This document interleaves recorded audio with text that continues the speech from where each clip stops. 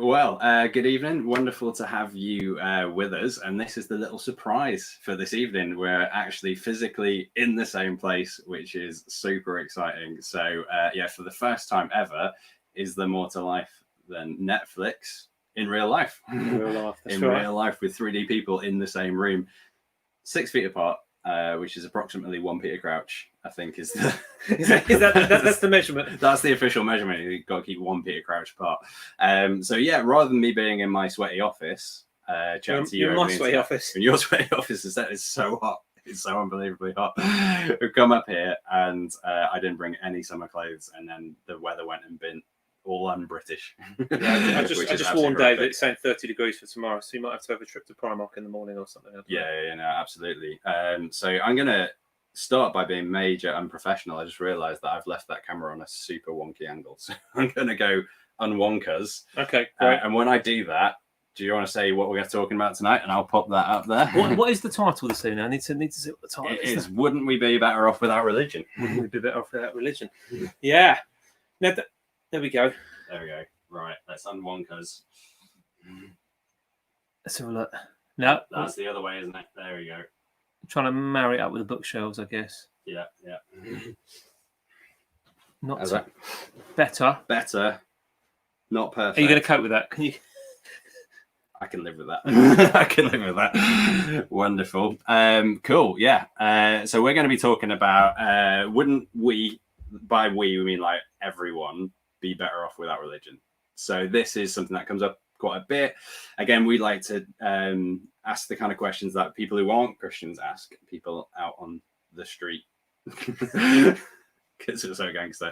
And this one, this is like one of those common ones that kind of comes up actually, like when people start thinking about religion or even don't, it kind of comes up with like, doesn't it just cause conflict, all that kind of thing. And it became super popular with the kind of quote unquote new atheists, people like Dawkins, Sam Harris, all that kind of thing, who were basically, and the God delusion is the really popular one. Made a ton of money for Dawkins, kind of made him famous, all that kind of thing. And it basically kicks off with this whole idea post 9/11 of like, look at it, isn't like religion just basically destroying the world? And you know, there was strong evidence in that. Some people religiously motivated had just flown passenger planes into major landmarks. Enormous trauma, enormous loss, all that kind of thing. And you would think, yeah, fair enough. Religion's clearly, you know, a bad influence here. And then you go beyond that, right? And then you've got things like Northern Ireland, closer to home, you know, decades and decades and decades and generations of families torn apart, violence, all that kind of thing in the name of Catholics and Protestants. And I know it's different now, but my parents grew up in Liverpool. And they're saying, you know, back in the day, you would have your Catholic streets, you'd have your Protestant streets, and they just, you know, they didn't mix. And again, that's both in the name of kind of Christianity.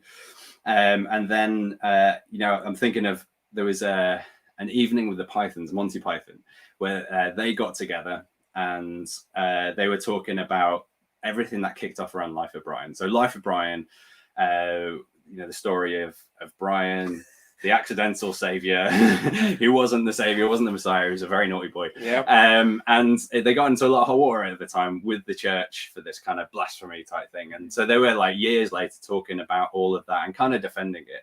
And one of the comments they said, which kind of struck me and, you know, is kind of a fair comment really, is this whole thing of, you know, Jesus comes along and says, love your neighbor. And we've spent 2,000 years killing each other over how he said it. And so that's like, you know, when you just take Christianity into it, and then, you know, other faiths, other religions, there's a lot of religiously motivated wars, fighting, all that kind of thing, divisions within families, all that kind of stuff. So that's kind of what we're dealing with. And then when it gets down to kind of you and me, regular people on the street, you're just left with this thing of actually that, if anything, that stuff doesn't seem good. That seems a bit dangerous. Should probably stay away from it. Have you come across that kind of attitude? Oh yeah, definitely. I think it's one of the things that people will always bring up. And I mean, we kind of touched on things before, I think, over the last few weeks, talking about, you know, the Crusades have come up and other things, but people just basically, you know, kind of point to it and say, well, you know, this just isn't good. And I mean, I think you're right with the new atheist thing that Christopher Hitchens, what's the subtitle to that? God is not great. Religion poisons everything. Not religion poisons some things. Not religion poisons most things, but religion poisons everything. Yeah. And so, and it was an interesting book, and I read it a number of years ago. But I think that's the kind of extreme example of that. But I think it does trickle down to people, and basically, religion. It isn't a good force. It's done so much bad stuff, and even good people will do bad things in the name of religion. And I think that's where a lot of people sit. And I think we have to be honest and say, well, actually, it's not a case that doesn't need answering. There are things in there that we need to look at. So I think it's a valid question and a valid point, but we need to kind of begin to unpack it. Yeah, and what's going on there? Because this dovetails quite nicely with what we were talking about last week, which was this whole thing of aren't Christians just a bunch of hypocrites? Kind of say one thing, do another. And we touched on it then.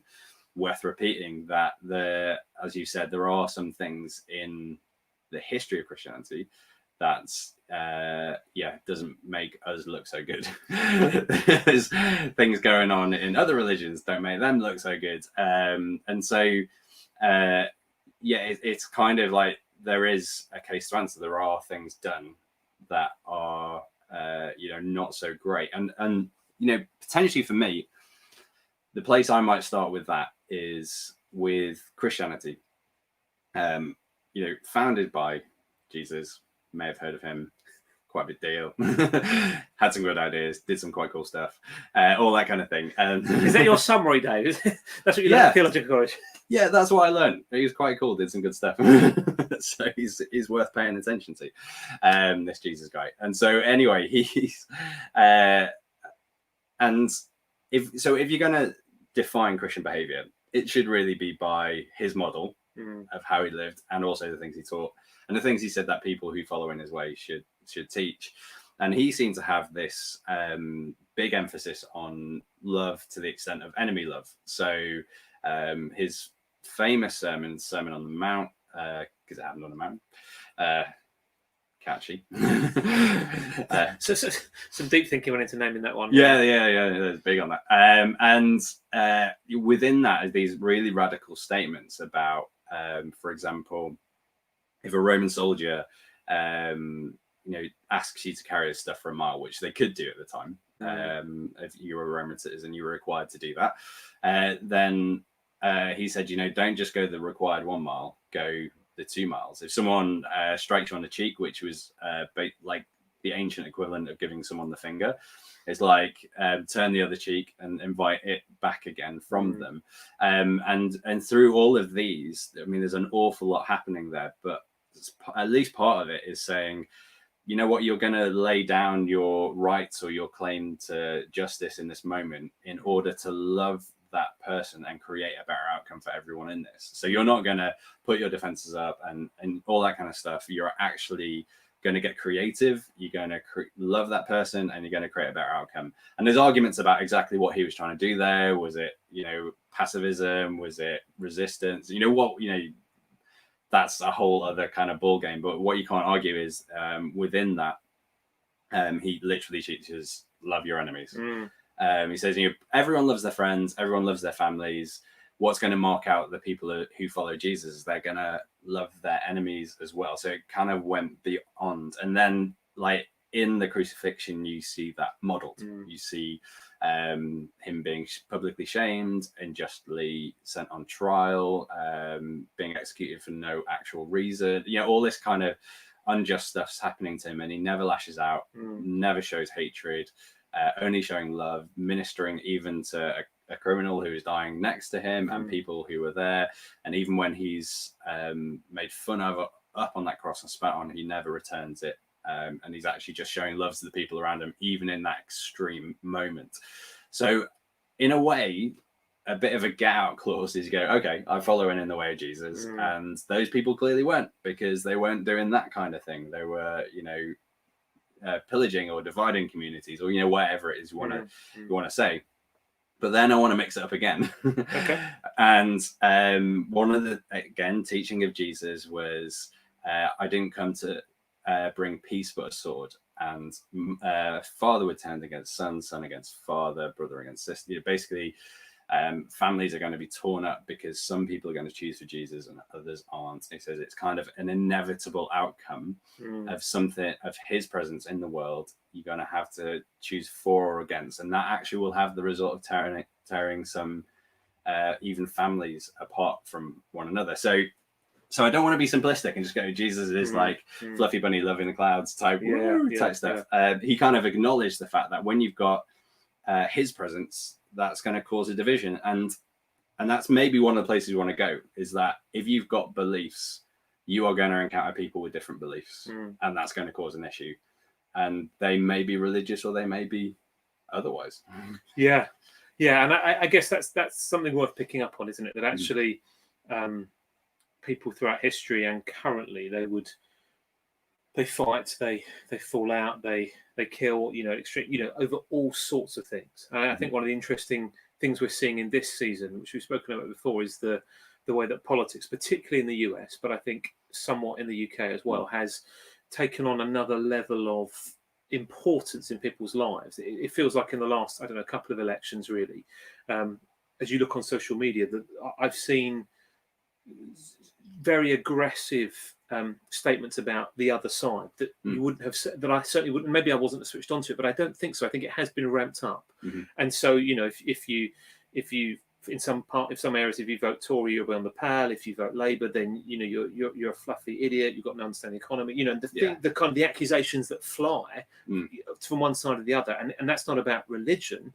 That's about strongly held viewpoints and particular ways of trying to sort out some of the problems in society.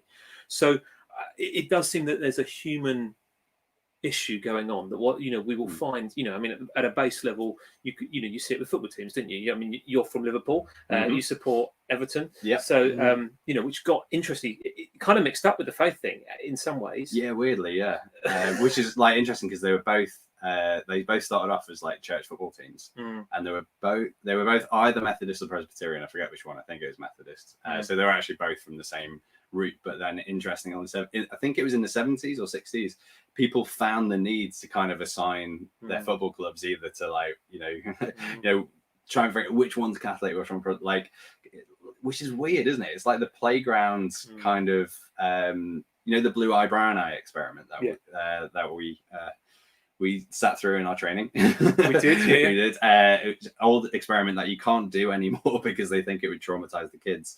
But basically splitting the kids into teams, blue-eyed people like this, black, brown-eyed people, and it's just kind of, and they just turned aggressive on each other, and it's kind of like my camp, your camp. And you see it, don't you? I mean, back when Big Brother was on, you split the thing down the middle, or any of those reality shows, you suddenly split a group, and there becomes a kind of a tribal us and them mentality. And I think all of us fall into that to a degree. It's kind of, we want to feel we belong to something, we want to feel we're part of something, and there are some people that can step outside, but I think most people do turn inwards, and therefore kind of, in order that you feel part of something, you kind of other somebody else. And obviously religion kind of is very strongly held beliefs about life and its purpose and its meaning and what we're here for. So it's not surprising that also takes on that. But it's interesting, it doesn't seem to be unique to religion, I think, would be what one of the responses we would want to make. It can happen with beliefs, and we're seeing it now. Like, in a sense, like as our culture in the UK becomes less and less religious, those kind of tribes just start associating with other things, and we're kind of like, we're in thanks to the internet, we're in a peak moment of like calling everyone else an idiot and deluded and blind and stupid because you're not along with it, and they tribe up type thing. And I think it's actually quite interesting that one of the things that seemed to happen with the new atheist movement was it started to eat itself alive in these online message groups. It's kind of like, people weren't pure enough for the movement in a way, they weren't committed enough. And even like when Dawkins started making mistakes on radio interviews and stuff, like, his followers kind of turned on him, and he's like destroying our name now and all this kind of stuff. And so, like, one of the points that 15 minutes in, Tim Keller made 16 minutes, mark it, first Tim Keller reference, is that actually, like, what matters most is you need a belief system that can deal with other people's belief systems and not tear them apart. That's actually what the world needs. Mm. And so he would argue, to get to the punchline, that Christianity is the one that teaches enemy love and love of people who are different to you, and not just your own crowd, not just your own tribe. And it's actually very unprotected in that sense, or should be, even though the history's been anything but that. Yeah, and I think we would want to, we would want to call ourselves and the church historically back to that. And so when people, I know there's that kind of fallacy. You say, no true Christian would do X, and often people say, well, it means that anybody that doesn't do a particular thing isn't a true Christian. But I think we do have this marker of what a Christian should look like, which is somebody who follows Jesus. And of course, we know that we've talked many times that we're all sinful, we're all fallen, we all mess up. The Christian faith has an understanding of that, and that shouldn't surprise us as well. Yeah. But I think there is a kind of a standard to which we can call one another to account. And it's not just this kind of thing out in the air. There is a place you can say, well, actually, does that look like Jesus? And if it doesn't look like Jesus, then there's a problem. And I think I think we should hold other belief systems to a similar thing. You look at the founder and see how they behaved, and then kind of hold people to account on that way. And I suppose that would be another thing that we could press into a little bit. This idea of religion is quite a theoretical concept, but actually to try and pin it down, not all religions are the same. There are some religions that have over the years, kind of, there's been child sacrifice, for example. Well, I think many of us would want to question that. There are other religions that may have other belief systems that you would want to question. And I suppose, how do you assess that? You say, well, actually, is this living in line with what the founder says, or is this a distortion from what the founder originally says? And if it's what the founder originally said, if it's what the founder originally taught, then perhaps there are real problems with that faith. But if it's a distortion of what the founder said, then you would probably want to do what I suppose we would refer to as, you'd want to reform that and take it back to the founder. Yes. Does that sound fair? Yeah, no, absolutely. And it's kind of what you're talking about is, like, in a sense, what is the vision and what's the means? And that's, like we say, not exclusive to religion. Yeah. There are philosophies that have visions of, like, human flourishing and how to get there. The political parties with visions of, like, what it looks like and how to get, that's far from unique to religion. And then, like you say, when you start to say religion, like, that's actually quite a vague term. How do you define it? I just find it. You throw Buddhism in there, that doesn't necessarily have a belief in a god, and even within Buddhism, there's lots of different sects of what people believe within it. Hinduism is not actually a thing. Like, that was a word the British invented when they came along and found these people worshipping gods in all these different ways. There's like thousands of different ways. There's not Hindus, there's like all these different ways of doing it, and so on and so forth. So if it's belief in God, then you've got to kind of throw out the Hindus, the Buddhists, and if it's belief in one God, then you throw out Hindus. Then you're down to the big three, the monotheistic faith, all that kind of. So it's actually quite a bit. And when you look at the function of things in people's lives, like political parties, philosophies, even technology, they can often functionally take the place of what religion does for other people, really. And then people get very tribal within those kind of things, as we've said kind of already. I mean, you get grown adults incredibly passionate about whether the latest Star Wars film was like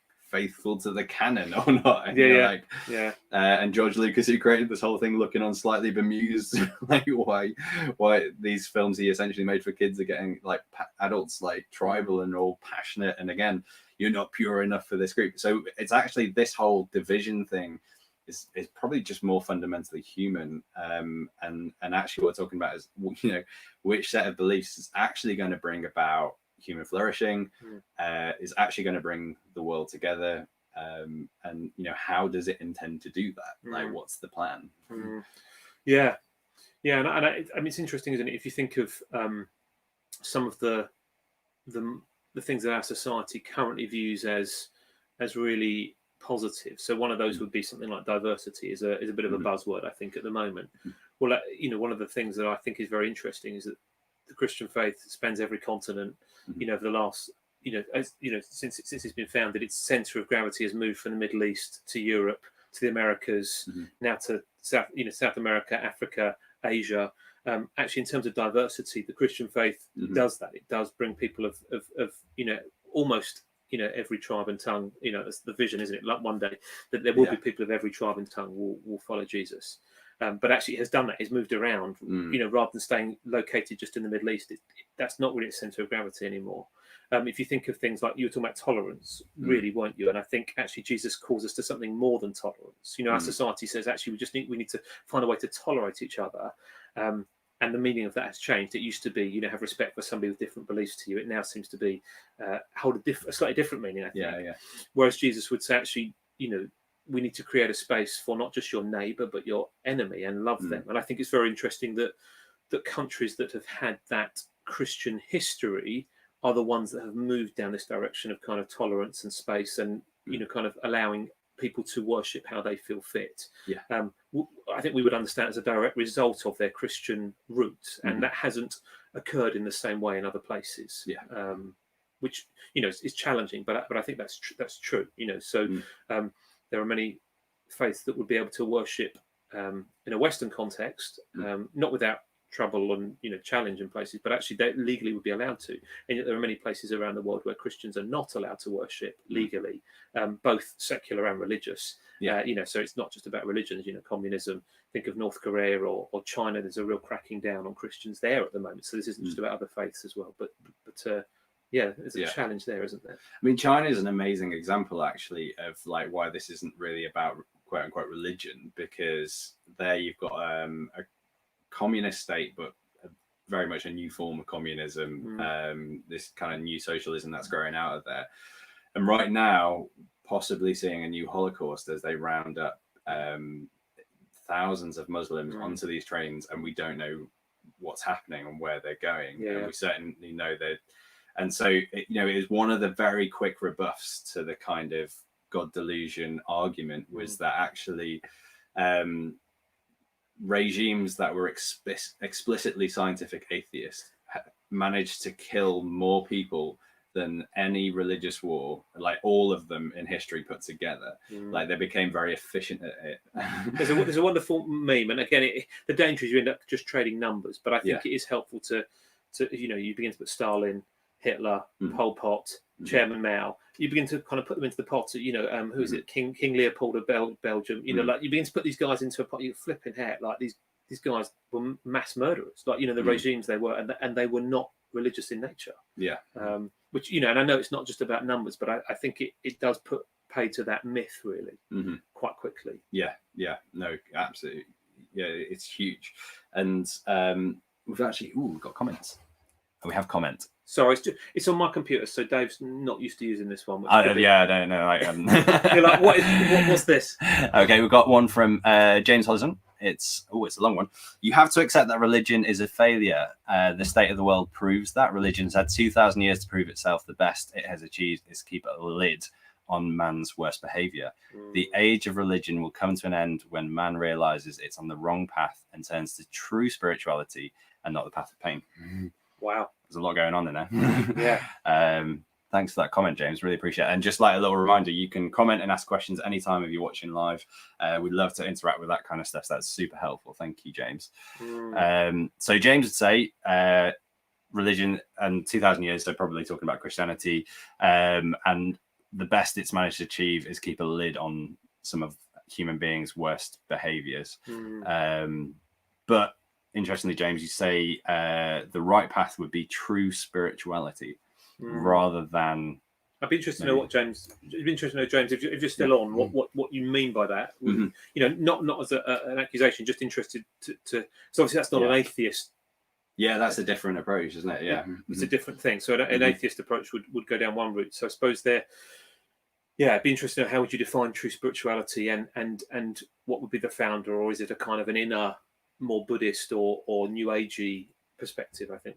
I don't know. Yeah. Or even like that kind of romanticist kind of true self kind of ideal of that kind of thing, which is interesting, isn't it? It's because actually it's something several people have pointed out, but like the new atheism, there's no means dead, but it's kind of had its day and it is kind of like declining. Like it seemed like the answer a while ago, and then very quickly people like, oh, that's not the answer. Like the atheist church. the Sunday Assembly, which Sunday Assembly looked remarkably like some Christian churches. And they said, they said we're trying to do said we're trying to do the same thing, but remove God from the equation. But actually, in the long run, hasn't worked desperately well for long term. People enjoyed getting together for a sing song and kind of to think about positive things, but actually to try and keep people committed for the long term, there needs to be something more. And this is really interesting. There's kind of like new forms of spirituality coming about. So we've got at the end of our road is St. John's Road, which has got all these kind of shops and stuff on it. And one of the things you'll find there, super popular in our area, is like crystals and angel cards and things like that. Is this kind of like this other spirituality. And then there's this guy who started this thing on the beach by us, which was he started a self-improvement center, and this is like meditation, yoga, and circuit training basically. And they got like 500 people or something turning up. Wow! At 5:30 in the morning. It's like the mindfulness thing as well, isn't it? Yeah. Over the last few years, mindfulness has gone not crazy, but it's become incredibly popular, hasn't it? People are. It feels like there is a desire for. I mean, some people just see it as an example for peace and calm. But I think for some people there is more than that involved, isn't there? Yeah, definitely. I mean, I find it fascinating.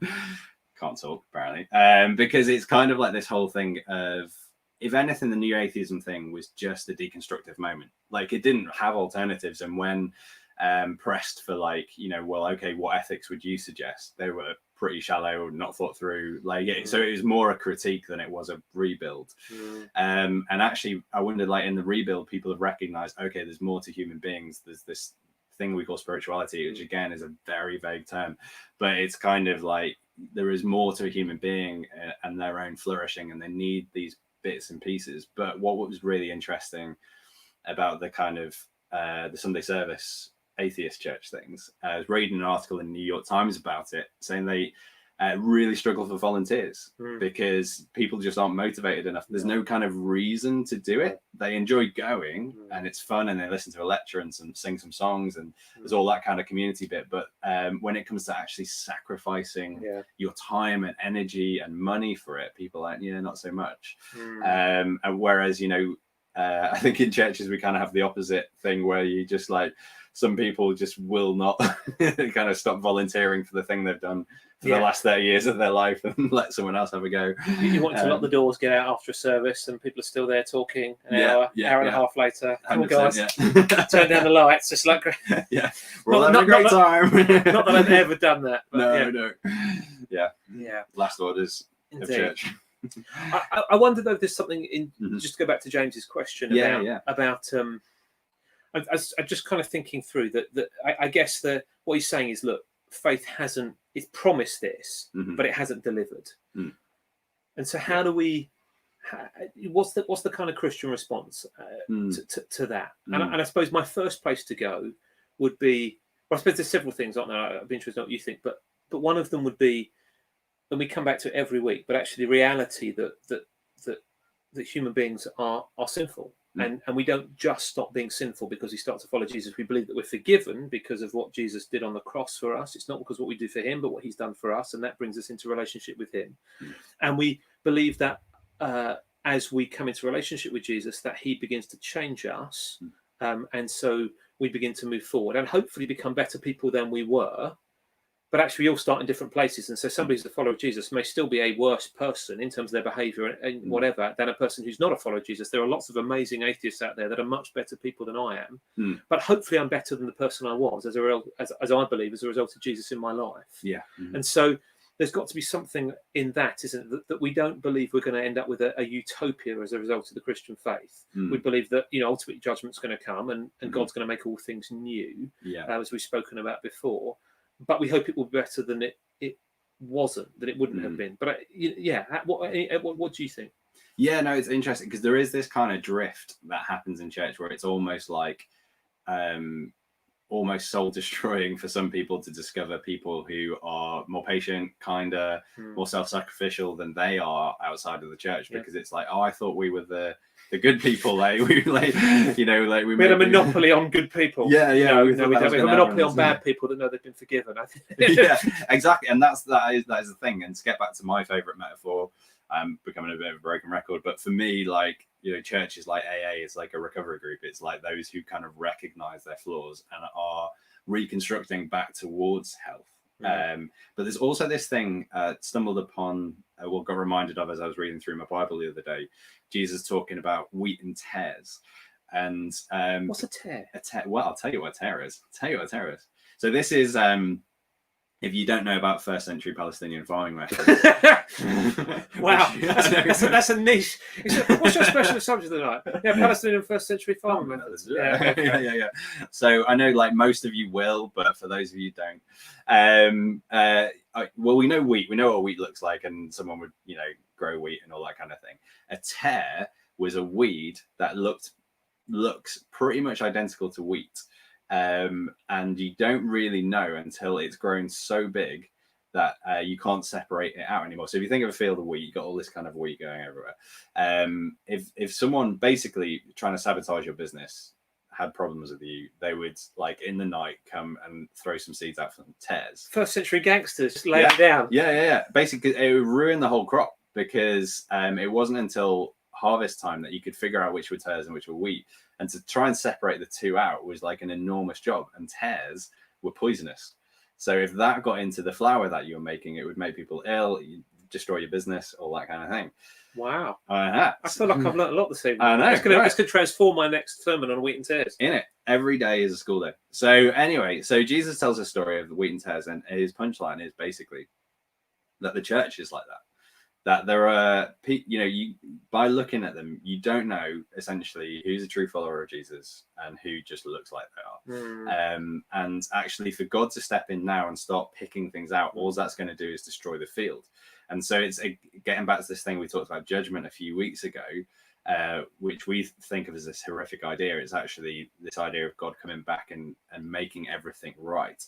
But at that point, when God intervenes to that level, then everything does get divided. And, you know, it seems to be Jesus saying there will be people in the church who look like Jesus followers, talk like Jesus followers, weren't Jesus followers. They were actually poisoned the whole time. And so, you know, we could fully expect that. And you know, not even at that level, like helping lead various churches over the last few years, there are people who will go out of habit who would quite openly say they're not a Christian. And so that, you know, there are literally not, you know, people who aren't Christians. They're just going there because, you know, a little bit like the Sunday service thing. They like the community. They like the sing song. It's kind of pleasant, and they'll go out of habit. It's happening a lot less now, but it still happens. And, you know, at the same time, there are those who are saying, you know, I am a follower of Jesus. This is my thing. And Jesus is like, no, not so much. You're one of those poisonous weeds. So it's not as easy to look at a group of Christians and go, you know, you should all be like this or whatever. There's something else going on. And then also recovery group thing, like, you know, both you and I, full of imperfections, full of flaws, full of all that kind of stuff. And, you know, God's working on it, but it takes time. Yeah, definitely.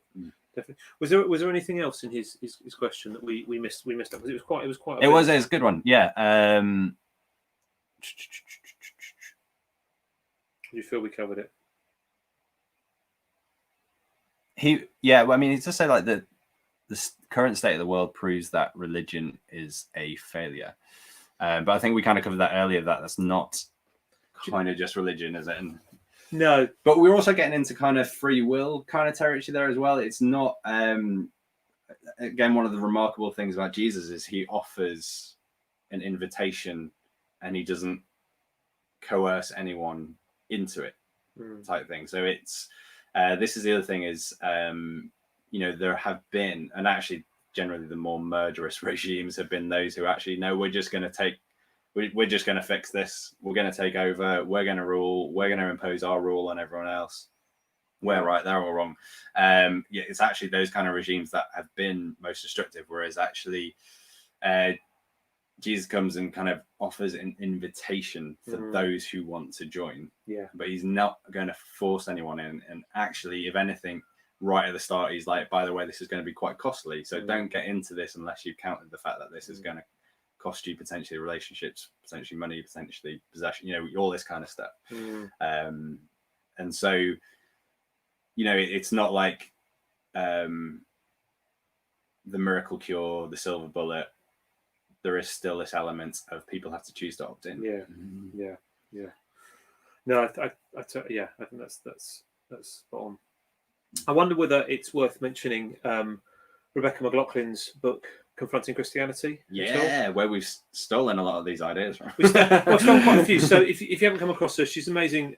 She's British, but she lives in America, and she wrote this book, I don't know, maybe 2 years ago, called Confronting Christianity, and she basically puts together, I think it's about 12 of some of the most challenging questions that people would, challenges to Christian faith, really. And I didn't read it, but I listened to it, and I've now discovered that I can read it as well on a thing called Scribed. I can send you a link if you're interested. I get 30 days extra free reading, which would be great.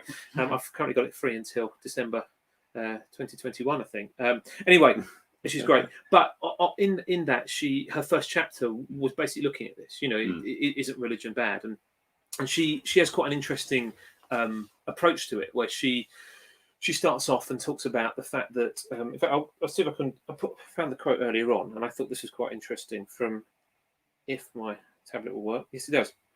So she says this, actually, no, it's not her, but she's quoting somebody. A guy who's a public health professor in Harvard School of Public Health, Tyler Vanderweel, whoever he was, said, if one could conceive of a single elixir to improve the physical and mental health of millions of Americans at no personal cost, what value would our society place on it? The authors go on to outline the mental and physical health benefits that are correlated with regular religious participation for most Americans going to church, even to the extent of reducing mortality rates by 20 to 30% over a 15-year period.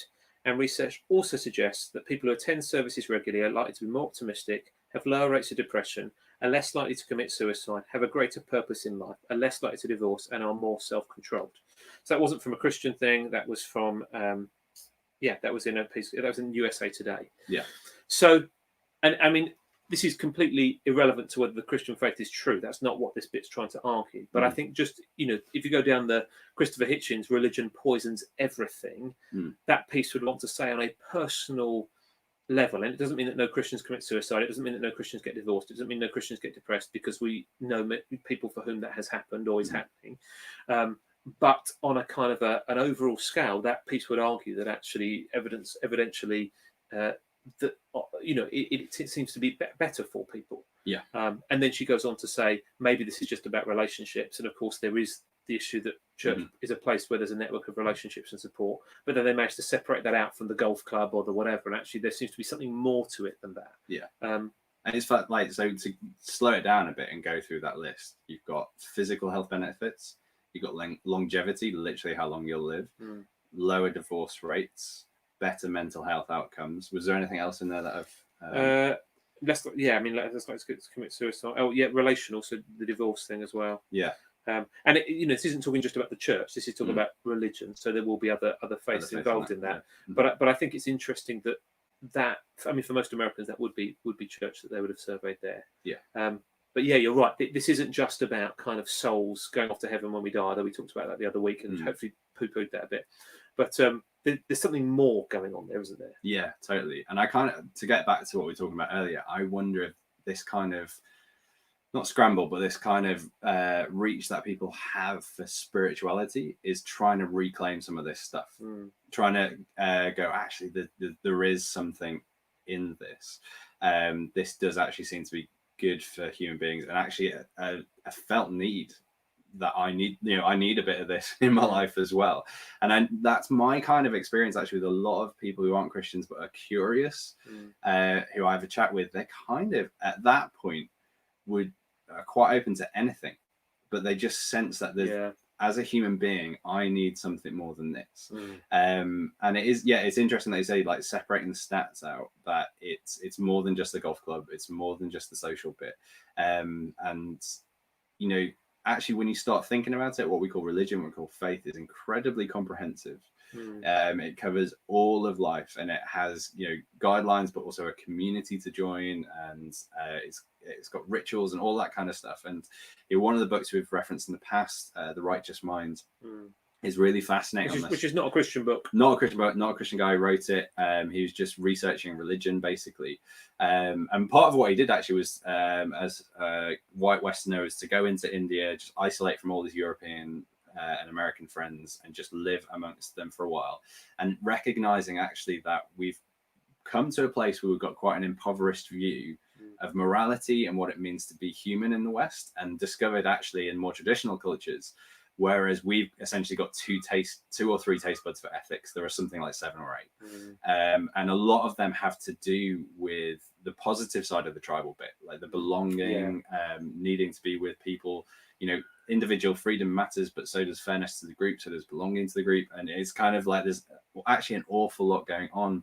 And, you know, there's a massive arrogance in Western culture that we can just reinvent, throw things away, progress, do the next thing. And actually we often don't see the fruit of that until like the next generation. You know, we'll pump a whole generation through with a certain kind of messaging or something, or a new technology, completely untested, and then lo and behold discover mental health rates are going problems are going through the roof, and you know, we've got a generation that's struggling with deep narcissism, and you know, all this kind of, and we're like, we're just really gung-ho with untested ideas, whereas actually traditional cultures kind of, at least it's tested, at least they know this is the kind of conditions that a human being needs to thrive in. And in this kind of reach to get that back and calling it spirituality, and it being quite vague, and it being everything from angel cards to mindfulness to yoga to, you know, whatever it might be, to being a better person, being in touch with yourself. It is, in the words of another guy we both know about, Mark Sayers, trying to get the kingdom without the king, which is this idea that what Jesus came to instigate was the kingdom of God. And it was through him and through his way and through his teaching. And like our culture in the UK, in the West, has been massively shaped by that so enormously. It's where our laws came from. It's where our institutions came from. It's where things like hospitals came from. All of these things have Christian roots right at their heart. But we've actually kind of reached a point where like we like the stuff, but we don't like where it comes from. And so now there's an attempt to kind of get that stuff. So the kingdom without the king, or another way to put it, is the fruit without the tree. I want the apple, but I don't want the apple tree. It's that kind of mentality, which is interesting because we're used to buying apples in a pre-sealed like thing. We're actually quite used to fragmenting life and breaking it up and having the good stuff without where the good stuff came from. And there is something about contemporary Western culture that's incredibly fragmented. Everyone creating their own identity, everyone getting the good things they want and kind of collaging it together to create their own life. That's kind of the idea of of the good life for us, is you get to choose all your preferences and no one else gets to impose on you. But actually what that is kind of cherry picking fruit, but without the source of where that life comes from. And I guess that buys into our our consumerist culture, the fact that we see freedom as such a high thing, doesn't it? That actually we think that we're all being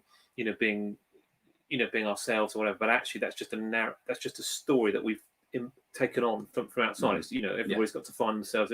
Actually, that's what we've been told all the time. Bizarrely, to go and find yourself, to be yourself, to you do you. It sounds like you're being very rebellious, but actually, if everybody's doing it, it's not rebellious at all. It's very much in line with what we've been told to do. Have you seen Gravity? Over the film. Sandra Bullock. Once. Have you seen The Force of Gravity? I think I talked to my 5-year-old the other. No, I was trying to explain to my 8-year-old about the tides the other day, and she was trying to kind of grasp the idea about gravity and the moving of stuff. But no, I have seen the film. I didn't feel I could watch it again. It didn't make me feel sick exactly, but it was quite like trippy. Sandra Bullock in space. And I bring it up because our internet's been down for like a week, which at the moment is quite difficult. But anyway, that's not the point. The point is, this film is all about Sandra Bullock, who is essentially this grieving mother. And in her grief, she's isolated herself from everyone around her. And basically space has come to be like this symbol of where she is. And there's this shot early in the film where you just see her against the kind of blankness of space and she's just floating. And in a sense, that's kind of what's become the contemporary Western ideal of like ultimate human flourishing, is complete freedom. But complete freedom is someone floating in the middle of space. No communication, no one can touch them. No, they're just floating. And actually, that isn't freedom. That's death. And it's to bring it down to a simpler metaphor. It's the fish that's jumped out of the aquarium isn't free. It's going to die. Yeah. Freedom is the presence of the right conditions. Yeah. That's when we're most free, is where the right conditions are. And on our drive up here, me and my wife Lizzie were listening to a podcast by this couple of psychologists talking about. Wow, that sounds like a chill journey, doesn't it? Lizzie loves to talk emotions, loves it. So she was having a great time. It was brilliant. Who were you listening to? It was so it's Ian Morgan Cron typology, which is the kind of craze sweeping the world right now is the Enneagram. So if you're in those circles, straight away you know what number you are. If you don't worry about it. But he was interviewing this psychologist all about this, and and about human flourishing. But one of the things that really struck me from this very experienced psychologist is essentially that mental health problems, however severe or mild they might be, or just general anxiety or that kind of thing, they only heal in connection to other people. You cannot put a person on their own and kind of fix their mental health problems. It only happens in connection and relation to other people. So actually, whereas we need to be free from what other people say, actually the truth is human beings need other human beings, and we would say need a connection to God as well in order to be whole and to be healed. And so actually a belief system, a religion, a worldview, whatever that includes, all of those components is going to make for healthier people, and it's going to put constraints on them because you can no longer do whatever you want to do. You are constrained by that group, but within those constraints you are going to be free. And we really struggle with that in the West. I really struggle to get our minds around what that even means. It seems really contradictory to us, but actually it is, again, this idea that true freedom is the presence of the right conditions, and the right conditions will include constraints, like the fish in the aquarium. Yeah. And like we've mentioned Alpha lots of times, and so if you're watching and you're watching the first time seeing Alpha, is a few years ago there were lots of banners up with Bear Grylls' face on it and kind of big red question mark, and basically it's an opportunity for people to explore questions about life. Lots of churches run it. They run it in churches and in homes and in pubs and in clubs and all sorts of different places. And you go usually for a meal, although in COVID times probably not. You can actually do it online at the moment. Watch a video, and then you kind of ask any question you like, and you basically hear what lots of different people have to say. It's a no holds barred discussion, and it's incredibly interesting. I love doing Alpha. I've done it with dozens and dozens of people over many years. But I remember Nicky Gumbel, who does a lot of the talks and kind of almost started it really. He does this. He talks about he tried to go and he took someone to go and play football. I think it might have been his son at the time or something. And he was asked to referee. And Nicky is not a football kind of person. And he said it was absolute carnage. Really? He didn't know what he was doing. He didn't know when to blow the whistle. The parents were shouting at him. And he said, there was complete freedom, but it was an awful game because nobody knew what was coming. Everyone was getting shouted at. And then somebody come along who knew the rules, was a proper referee, took the whistle out of his mouth, started, right, here we go, here, this is where things are, this is what's going on. That went out, that's a throw, that's a penalty. And suddenly the kids are having a great game and really enjoying themselves. And he said, actually, when were the kids most free? They were most free when the person came in and there was a referee, refereeing the game. But when he was trying to do it and nobody knew what was going on, it was just horrendous. And it's an oversimplification, but I think that definitely it does work. No, it does. And a similar experiment that's been done in a few different ways is with children, where they let a group of children play wherever they want, and it's literally boundaryless. They'll put them there's like a playground, but there's also like woods and fields and things like that. So play wherever you want, and then they take a second group of kids and they put fences around them. So you play wherever you want, but only within these fences. And it's the kids who are playing within the fence boundaries that actually go further out. There's actually ironically, the ones that are given total freedom don't know what to do with it, and don't flourish, don't do well in it, actually get scared, actually end up huddling together. But when boundaries are put in place, that creates a kind of safety, a kind of knownness, and actually the kids end up exploring further and kind of living better, having more fun because of the boundaries. But kind of one little qualifier I put with this is, and this isn't totally statistically backed up, but I get excited to talk too fast. and then forget how to talk. That's right. No, you're doing well. You're doing very well. So there's one survey I read, and it was quite an extensive survey about divorce rates amongst Christians.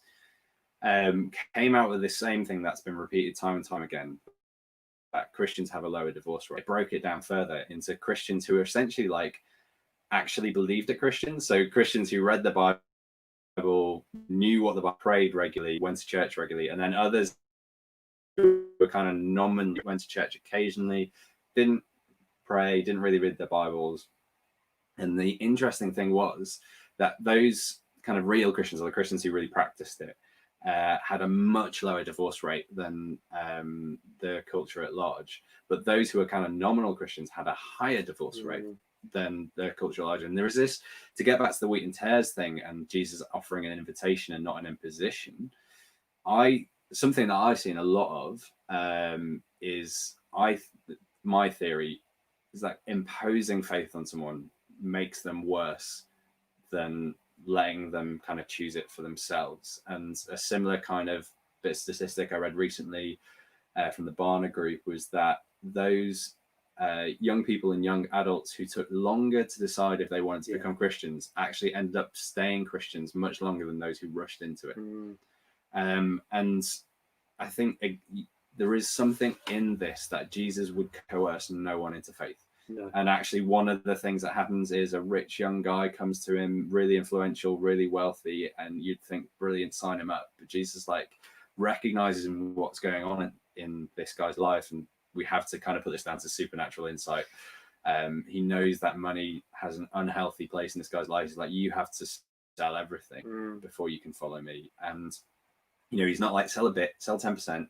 We'll start there and we'll build up. He's like, he recognizes that this guy will be ruined if he follows Jesus. And perhaps he knew that Judas ended up trading him in for money. Maybe he knew that Judas had similar issues, that actually he couldn't go along with this. He'd be ruined by following Jesus. And again, maybe that's answering James' question, why hasn't Christianity fixed everything, taken the world by storm?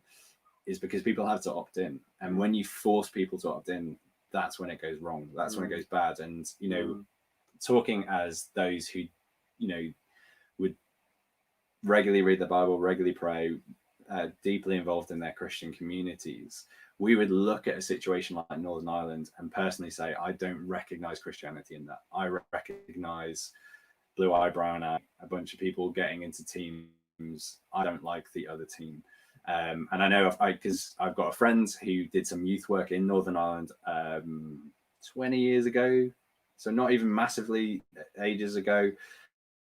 They couldn't get their heads around Christians running a youth group that weren't either Protestant or Catholic. It just didn't kind of register it. But also for the team running it, for them, a Christianity that was tribal didn't register. And thankfully on that whole issue, we've made massive progress. And in our area, I know all the Catholic clergy. We get along really well. There is zero tension there.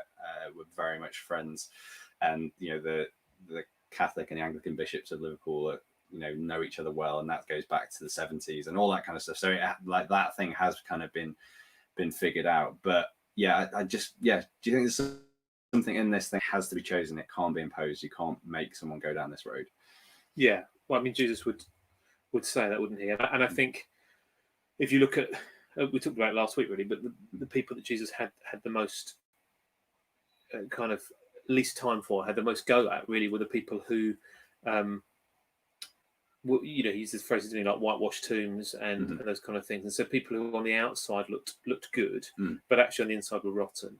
And I had a wonderful sermon illustration this week. I bit into a rotten apple this week. It was it looked great on the outside. It's the most disgusting thing. Honestly, it's horrendous. But Jesus, he did that, and I think all of us, there's a real tendency often, even in the Christian faith, that people move to a kind of a rules obeying lifestyle rather than a relationship with God. Which then isn't life giving. It doesn't. It's not following the way of Jesus. It's obeying a bunch of rules, and that's not going to produce real heart change and real life change ultimately. And actually, Jesus was not very pleased with that, to say the least.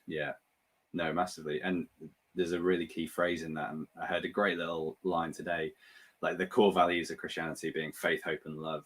So faith and hope you can kind of do on your own, but love you cannot do on your own. You need other people to do one of the, you know, the main parts of Christianity.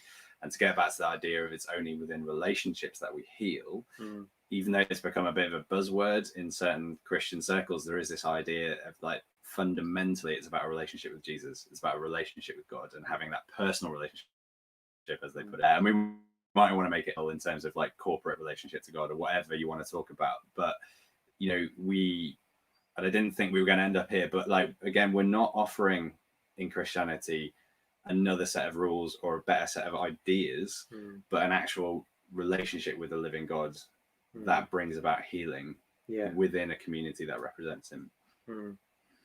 Yeah. I mean, I remember hearing one of my favorite preachers many years ago saying, you know, if you want to be good, you know, Mormonism will help you be good. If you want to be good, you know, Buddhism will help you be good. But if you want to be alive, the problem isn't being good. The problem is life and death, really, and only Jesus brings life, which is incredibly controversial to say in this day and age. But you know, that's the reality, really. That's deep. It is deep. I think that's a good place to leave it. I think so. I think it is. Do we miss a couple? Did we miss any questions? I realised it was a bit of a way for me. Yeah. We've got Matthew's back with us. Is he? Yeah.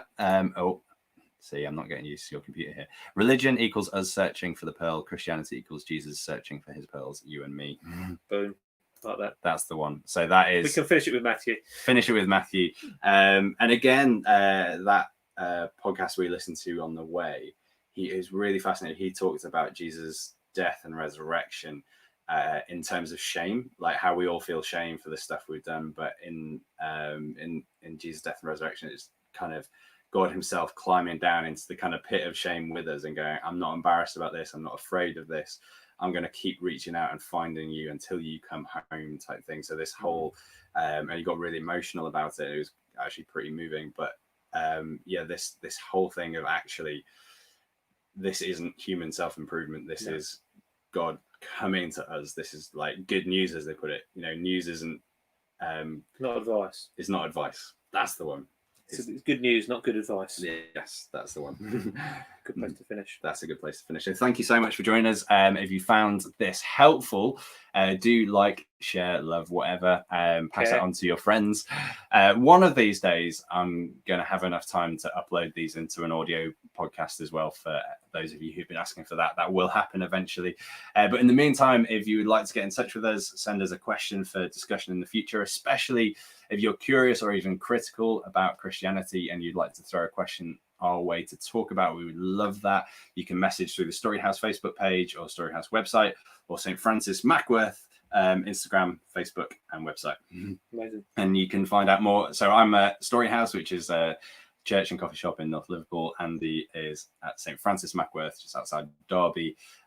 So if you'd like to get in touch with either of those, go to our social media, all that kind of stuff. Amazing. That's great. Thank you so much for joining us, and hopefully see you again next week. Take care.